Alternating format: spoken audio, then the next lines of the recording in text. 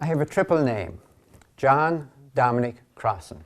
And the reason for that triple name is that way back in 1950, when I was 16 years of age, I entered a medieval Roman Catholic monastery.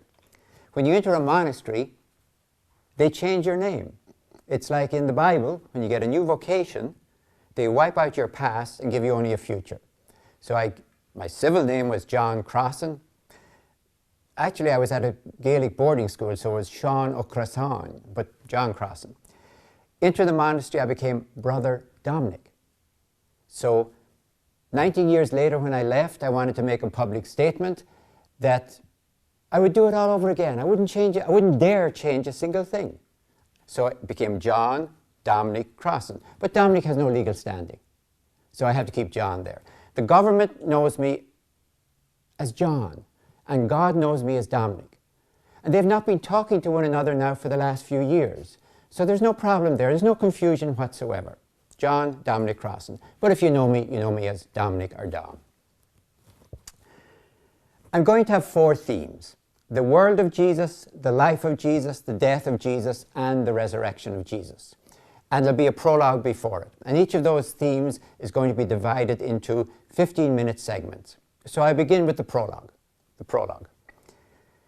And the prologue is to everything, to all of the themes.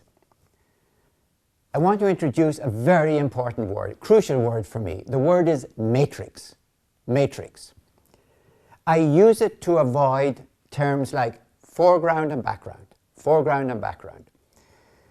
It came to me one night after I was signing books, and a lady came up to me and gave me a very beatific smile, and she said, "That was lovely background."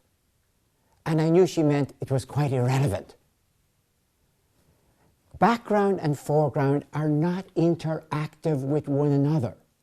If you went to get the photograph taken, your portrait taken, you went to the studio and the photographer said, "What would you like as background?"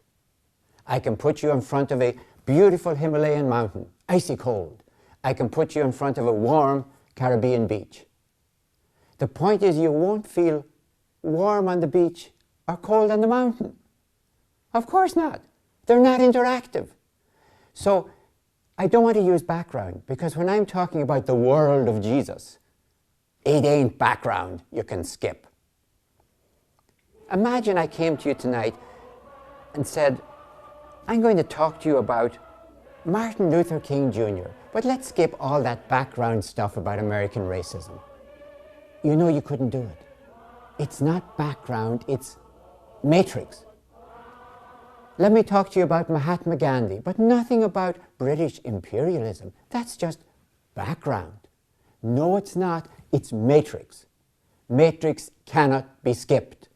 I don't even want to use context and text, because for 2,000 years with Jesus, we've been doing a marvelous job of reading text and ignoring context. So I want a single word: matrix. Matrix is everything you have to know to make sense of Jesus. Jesus back in his own world. Matrix is everything involved. Jesus changes Judaism. Judaism changes Jesus. Judaism changes the Roman Empire. The Roman Empire changes. Everything is interactive.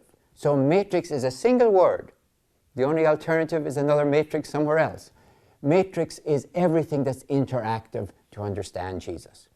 And to summarize it for the moment, and we have to unpack this as we go across the 4 themes. Jesus is a homeland Jew within eschatological Judaism.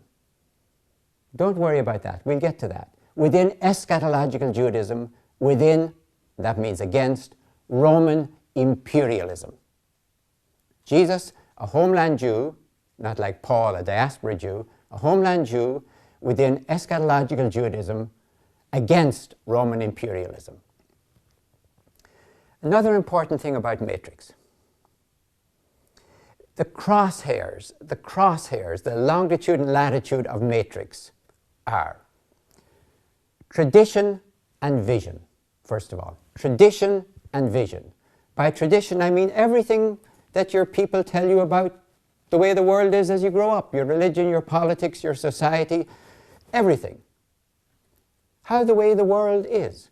That's tradition. Vision is the angle at which an individual may see it and may even change it. Tradition and vision. And the other crosshair of matrix is time and place. You cannot skip time and place. It's not as if Jesus is dropped down into Galilee in Israel, but it could have been Galway in Ireland, and nothing would change. That's absurd. Time and place belong to matrix. And of course, matrix belongs to God. So we have to figure out why at this time and this place did Jesus do what Jesus did. And you can't just move it around. Think of Jesus in the year 20 CE, as we say, Common Era century.